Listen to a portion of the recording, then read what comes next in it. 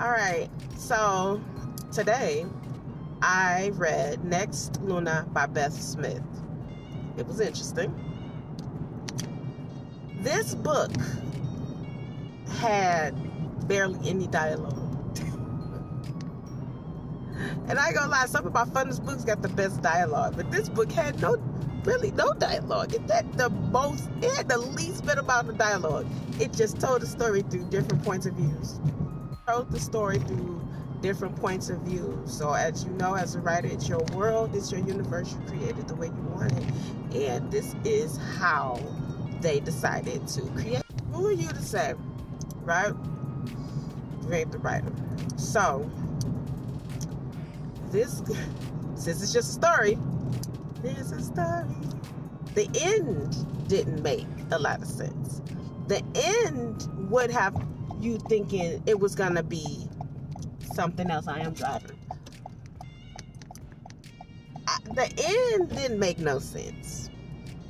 The end will have you thinking that the author is about to write another book or already got a sequel out here, but I don't know. It sounded good for a sequel, but I don't know. It was a good book. It was just a story. I mean, the end was interesting. It was just a story that the girl, it was like, once upon a time, there was a lady who got pregnant and her parents didn't like it, so they disowned her. Her best friend and her mama loved her and took help take care of her. That's what's up, right? Then, when she got pregnant, she tried to tell the boyfriend, but he pretty much broke up with her and didn't tell her much. He was just like, it's dangerous. Like, we can't do this. And it was almost like he was forced to do it by his group of friends or whatever. So she didn't really care for his group of friends, and apparently they ain't care for her because, whatever, right? Because she turns out she's human and they're not. Ooh. So she goes on and lives the single mama life. And while she lives the single mama life, with her child, she raises this child as human as possible. As best friend, basically, she was young. The baby, was being born from a youngin', and now they friends or whatever with some respect on it. You know what I'm saying? That's what the best friend. She lived her life. She went to college. She ain't had no baby young. I guess I'm not one playing it. So anyway, she never talked to her parents, and this baby grow up to be. So then. They don't get to talk to the best friend. The mama end up moving away. Best friend mama end up moving away. They by themselves in a little town. They about to take a road trip. And calamity strikes. And it was bad calamity because the mama did not. She ain't lived through it. I'm sorry.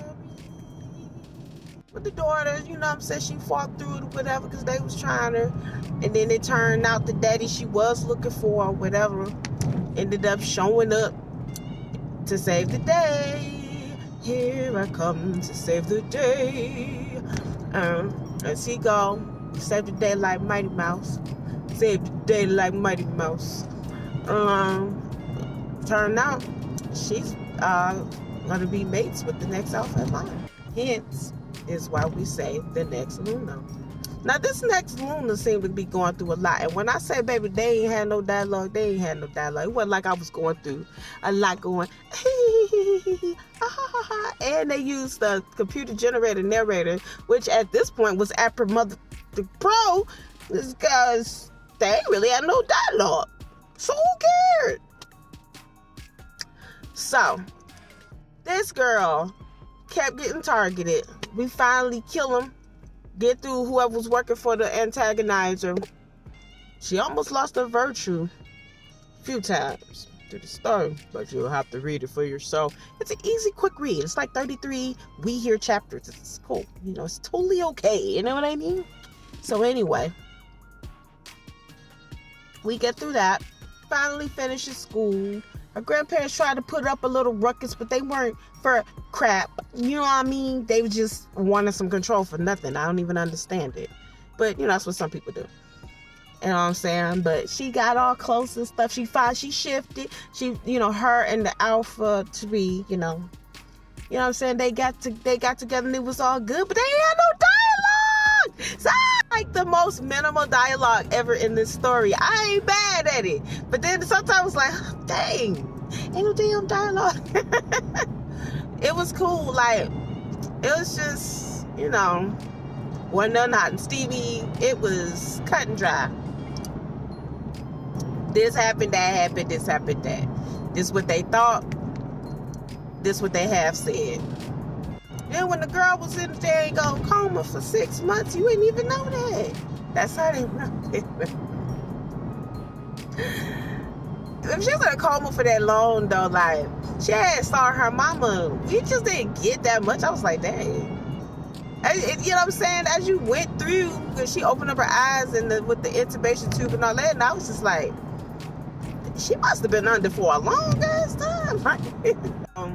That's what's up. I like that she minded because this one has minimum dialogue. I think that the writer went with whatever their strength was, minimum dialogue. They like, I can tell a story, but don't think I'm about to put that banter up in there, because that's not gonna happen. I will hint toward banter. You will imagine it. Is how I write it. But do not think you about to get that banter. It's not gonna happen, right? So, minimum banter. Then the daddy, they didn't even say that she told the daddy, and he didn't even get to have tears about it and be broken up and say, well, thank you for telling me. You know what I'm saying? It's nothing. Oh my God. I mean, it's just, all right, flash up. It's up. You know what I'm saying? She finishes school. They worked it out because she was kidnapped at the school. So get your feelings, school. And she finished school. Finally, they the Luna and the Alpha. She get pregnant. She have 2 babies. And then there was a prophecy. Wait a minute. Okay. Basically, you just got to read the book when you doing what I'm doing. Just read. Be like, yes, I will listen to this computer generator tell me their feelings from their point of view. Yeah, the next Luna.